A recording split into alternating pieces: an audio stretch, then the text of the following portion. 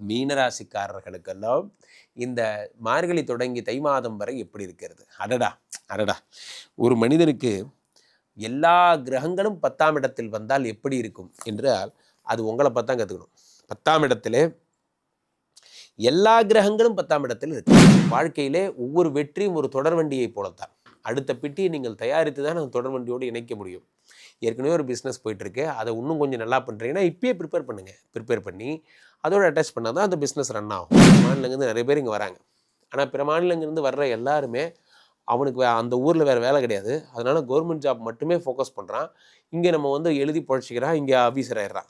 ஆனால் நம்ம ஊரில் இருக்கிற நமக்கு எத்தனை கவர்மெண்ட் ஜாப் இருக்குன்னே தெரியாது. அதான் விளையாட போகிறது. மீனராசிக்காரர்கள் அக்கௌண்ட்டில் எத்தனை ஒரு லட்சங்கள் சம்பாதிக்கிறவங்களாக இருந்தால் அது கோடியாக மாறும். ஆயிரங்கள் சம்பாதிக்கிறவங்களாக இருந்தால் அது லட்சமாக மாறும். ஸோ 2-9 கூடிய செவ்வாய் பகவான் உச்சம் பெறுகிறார்.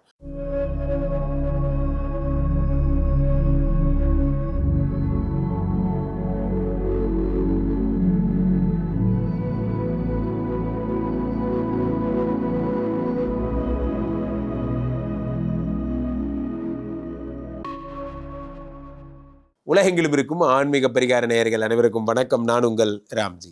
மீனராசிக்காரர்களுக்கெல்லாம் இந்த மார்கழி தொடங்கி தை மாதம் வரை எப்படி இருக்கிறது? அடடா அடடா! ஒரு மனிதனுக்கு எல்லா கிரகங்களும் 10ஆம் இடத்தில் வந்தால் எப்படி இருக்கும் என்றால், அது உங்களை பார்த்து தான் கற்றுக்கணும். 10ஆம் இடத்திலே எல்லா கிரகங்களும் 10ஆம் இடத்தில் இருக்கிறார்கள். இதான் ஒரு பெரிய விஷயம். தொழிலில் பிஸ்னஸில் பிச்சுக்கிட்டு போகுது. காரணம் என்னவென்றால், 3-8 கூடிய சுக்கிர பகவான் 10ல் இருக்கிறார். 2 கூடிய தனாதிபதி செவ்வாய் இருக்கிறார். 4-7 கூடிய புத பகவான் 10ல் இருக்கிறார். 6 கூடிய சூரிய பகவான் 10ல் இருக்க. ஒருத்தம் கூட நல்லவன் கிடையாது. சுக்கிரன் 8 கூடியவன், புதன் பாதகாதிபதி, செவ்வாய் மட்டும்தான் நல்லவர். மற்றபடி சூரியன் 6 கூடியவன். இருந்தாலும் இவர்கள் அத்தனை பேரையும் குரு பார்த்து விடுகிறார். 10லே ஒரு பாவி இருந்தால் அரசனை போல் யோகம் உண்டு. ஜோதிட சாஸ்திரம் சொல்லுகிறது நண்பர்களே, 10லே ஒரு பாவி இருந்தால் அரசனை போல் யோகம் உண்டு. 10ல் யார் இருக்கணும்? பாவி தான் இருக்கணும். 10ல் யார் இருக்கணும்? பாவி இருக்கணும். 10ல் நல்லவன் இருக்கலாமா? இருக்கக்கூடாது. 10ல் பாவின்னா யார்? இந்த 8 கூடியவன் 6 கூடியவன் இவங்களெல்லாம் தான் பாவின்னு சொல்கிறோம். இந்த பாதகாதிபதி இவங்கெல்லாம் நம்ம கெடுதலை செய்பவர்கள்லாம் பாவிகள். இவங்க வந்து 10ஆம் இடத்தில் இருக்கும் பொழுது இந்த 10ஆம் இடம் என்பது சூப்பராக இருக்குங்கிறது வேத சாஸ்திரம். அப்போ 10ஆம் இடத்துல எத்தனை பேர் இருக்கும்போது மீனராசிக்காரர்கள் புதிய சாம்ராஜ்யத்தை வடிவமைப்பார்கள். புதுசாக அவங்களோட பிஸ்னஸ் வேறு லெவலில் போகிறதுக்கான ஐடியாலஜிஸ், புதுசாக அதற்கான முன்னேற்பாடுகள் எல்லாம் பண்ணுவாங்க. திடீர்னு ஒரு ட்ரெயின் ஓடிடாது. நன்றாக புரிந்து கொள்ள வேண்டும்.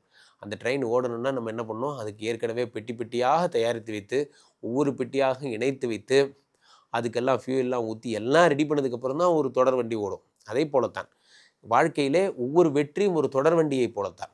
அடுத்த பெட்டியை நீங்கள் தயாரித்து தான் அந்த தொடர் வண்டியோடு இணைக்க முடியும். ஏற்கனவே ஒரு பிஸ்னஸ் போயிட்டுருக்கு, அதை இன்னும் கொஞ்சம் நல்லா பண்ணுறீங்கன்னா இப்பயே ப்ரிப்பேர் பண்ணுங்கள். ப்ரிப்பேர் பண்ணி அதோடு அட்டாச் பண்ணால் தான் அந்த பிஸ்னஸ் ரன் ஆகும். நிறைய பேர் என்ன பண்ணுறாங்க? நேற்று கனவு கண்டு இன்று நடக்காது. அப்படி ஒரு விஷயம் இந்த உலகத்தில் கிடையாது. முன்னேற்பாடுகள் இல்லாமல் எதுவும் நடப்பதில்லை. பெரிய பெரிய ஹீரோஸ்லாம் பாருங்கள், 3 படம் நடிச்சிட்டு இருப்பாங்க. அவங்களோட 6வது படத்துக்குரிய டிஸ்கஷன் இப்போ பண்ணிகிட்டு இருப்பாங்க. அடுத்து 4வது படம் பைப் லைனில் போயிட்டுருக்கோம், 5வது படம் பைப் லைனில் போயிட்டுருக்கோம், 6வது படம் என்ன பண்ணுறதுன்னு பேசிகிட்டு இருப்பாங்க. அதுதான் வெற்றியாளர்களுக்கும் மற்றவர்களுக்கும் உள்ள வித்தியாசம். அவங்க நினச்சா 5 படம் தான் வந்துருச்சேன்னு ஜாலியாக இருக்கலாம், ஆனால் இருக்க மாட்டாங்க. அவங்களுக்கு வந்து 6வது படம் இப்பயே அவங்க கண்ணு முன்னாடி தெரியணும். ஒவ்வொரு மந்த் என்னென்னு தெரியணும். அதுதான் அவங்களுடைய கடும் உழைப்புங்கிறதுக்கும். அப்போது 10ல் இத்தனை பேர் இருக்கும் பொழுது, செவ்வாய் இருக்கும் பொழுது, அது ருச்சக யோகம் என்று சொல்லுகிறது ஜோதிட சாஸ்திரம். 10ஆம் இடத்துல செவ்வாய் இருக்கும்போது கவர்மெண்ட் ஜாப் கிடைக்க போகிறது. சில பேர் இந்த போட்டித் தேர்வுகள் எழுதுகிறவங்க, ஐஏஎஸ், ஐபிஎஸ், ஐஎஃப்எஸ் போன்றவர்கள் எழுதியவர்கள்லாம் மிக அற்புதமான பணிகளுக்கெல்லாம் வருகிறார்கள். மிக அற்புதமான நான் சமீபத்தில் கூட ஒரு ரீல்ஸ் ஒன்று பார்த்தேன். அது உண்மையிலே நெஞ்சை தொட்ட ஒரு விஷயம். பிற மாநிலங்கள்லேருந்து நிறைய பேர் இங்கே அரசு பணிகளுக்கு வருவதாக நாம் வருத்தப்படுகிறோமே. பிற மாநிலங்கள்லேருந்து நிறைய பேர் இங்கே வராங்க. ஆனால் பிற மாநிலங்கள்லேருந்து வர்ற எல்லாருமே அவனுக்கு அந்த ஊரில் வேறு வேலை கிடையாது. அதனால் கவர்மெண்ட் ஜாப் மட்டுமே ஃபோக்கஸ் பண்ணுறான். இங்கே நம்ம வந்து எழுதி பொழைச்சிக்கிறான், இங்கே ஆஃபீஸர் ஆயிடுறான். ஆனால் நம்ம ஊரில் இருக்கிற நமக்கு எத்தனை கவர்மெண்ட் ஜாப் இருக்குன்னே தெரியாது. அதான் உண்மை. உண்மையிலே சொல்லப்போனால் நமக்கு வேலை வாய்ப்பு இல்லைன்னு சொல்லுவோமே தவிர, இன்றைக்கி என்ன அனௌன்ஸ்மெண்ட் போயிட்டுருக்கு, எந்த துறையில் எந்த வேக்கன்ட் இருக்குது நமக்கு பார்க்கவும் தெரியாது, அதை பற்றி தெரியவும் தெரியாது. அதான் உண்மை. ஸோ 10லே செவ்வாய் பகவான் வரும் பொழுது கவர்மெண்ட் ஜாப் வந்து உங்களுக்கு கிடைக்கும். முன்னொரு காலத்திலே யூபிஎஸ்சி, டிஎன்பிஎஸ்சி, ஆர்ஆர்பின்னு எழுதுகிற பசங்களை பார்த்தோம். அது ஒரு காலம் 1990s 2000லாம் அப்படி தான். பிறகு இப்போல்லாம் வந்து ஏன் வேலைக்கு போகணும் அப்படிங்கிற ஒரு மைண்ட் செட்டுக்கு போயாச்சு எல்லாருமே. நான் வேலைக்கு போக மாட்டேன், ஐ எம் தி ஆர்த்தரப்ரனர். இன்ஸ்டாகிராம் திறந்து பாருங்கள், வரிசையா நீங்கள் புளி விற்க போகிறீங்களா, நீங்கள் எண்ணெய் வைக்க போகிறீங்களா, வரிசையா புளி விற்கிற ஆர்த்தரப்ரனருக்கெல்லாம் நாங்கள் சொல்கிற அட்வைஸ், எப்பா நான் பிஇ மெக்கானிக்கல் படிச்சிருக்கேன்ப்பா, படித்தவன் மாதிரி பிழைக்க வழி சொல்லுங்கடா, ஏன்டா அப்படி குழப்பி விடுறீங்க அப்படிங்கிற மாதிரி. 10ஆம் இடத்துல செவ்வாய் பகவான் இருக்கும் பொழுது கவர்மெண்ட் ஜாபை தவிர மற்ற எல்லாத்துக்கும் இங்கே மார்க்கெட்டிங் இருக்குது, கவர்மெண்ட் ஜாப் மட்டும்தான் யாருமே சொல்கிறதில்ல. அதனால் தயவுசெய்து நீங்கள் அதை நோக்கிய போட்டித் தேர்வுகள் படியுங்கள், நிச்சயம் வெற்றி பெறுவீர்கள். இதில் என்ன ஒரு அதிசயம்னா, இந்த 2-9 கூடிய செவ்வாய் பகவான் வருகின்ற ஜனவரி 15ஆம் தேதி உச்சம் பெறுகிறார்.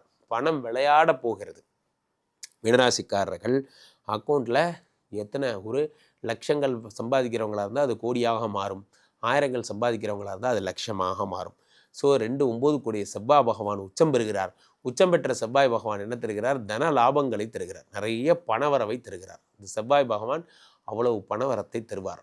ஸோ அப்போது காசு, பணம், துட்டு, மணி 2 குடையவனாகவும் இருப்பதால் போட்டித் தேர்வுகளில் வெற்றி பெறுவதோடு மட்டுமில்லாமல் 2 குடையவனாகவும் இருப்பதால் நிறைய தன லாபங்களை தர, ஷேர்ஸில் இன்வெஸ்ட் பண்ணுறவங்க, மியூச்சுவல் ஃபண்ட்ஸில் இன்வெஸ்ட் பண்ணுறவங்களுக்கெல்லாம் வெற்றி மீது வெற்றி கிடைக்கப் போகிறது.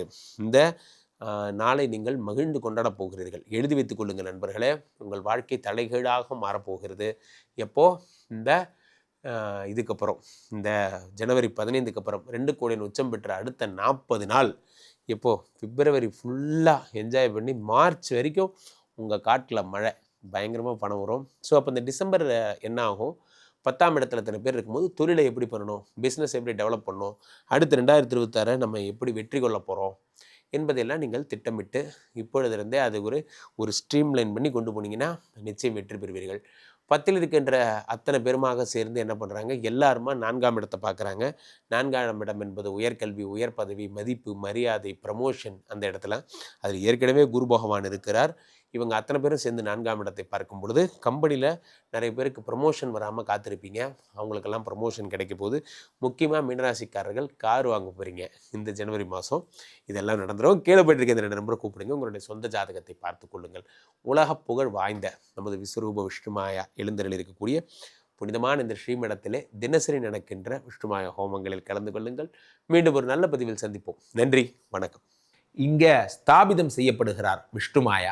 அது தமிழ்நாட்டில் இங்கே போரூர் கார்டன் ஃபேஸ் 2ல ஸ்ரீமடத்தில் மட்டும்தான் இருக்கிறது. வேற எங்கேயும் இவருக்கு ஆலயங்கள் கிடையாது. நம்மளுடைய வேலை இல்லை, குழந்தை இல்லை, நமக்குடைய எதிர்காலம் கேள்விக்குறியாக இருக்குது, கள்ளத்தொடர்பு, ஏமாற்றம், துரோகம் போன்ற பிரச்சனைகளுக்காக ஸ்பெசிஃபிக்காக பண்ணுற ஒரு ஹோமம். இந்த ஹோமம் 48 நாள் தினமும் பண்ணுறோம். இப்போ நீங்கள் புக் பண்ணுறீங்கன்னா இன்னிலிருந்து 48 நாள் இந்த ஹோமம் பண்ணி உங்களுக்கு அந்த பிரச்சனைகளை சேலஞ்சிங்காக சரி பண்ணி தரோம். ஸோ விஷ்ணுமாயா சாத்தனுடைய ஆலயத்திற்கு நீங்கள் வாருங்கள், இந்த ஸ்ரீமடத்திற்கு வாருங்கள், வந்து இந்த ஹோமத்தில் கலந்து கொள்ளுங்கள். இதை பற்றி தரவுகள் கீழே போயிட்டு இருக்க நம்பரை கேட்டு தெரிஞ்சு புக் பண்ணிக்கிட்டு இந்த ஹோமத்தில் நீங்களும் பங்கெடுக்கலாம்.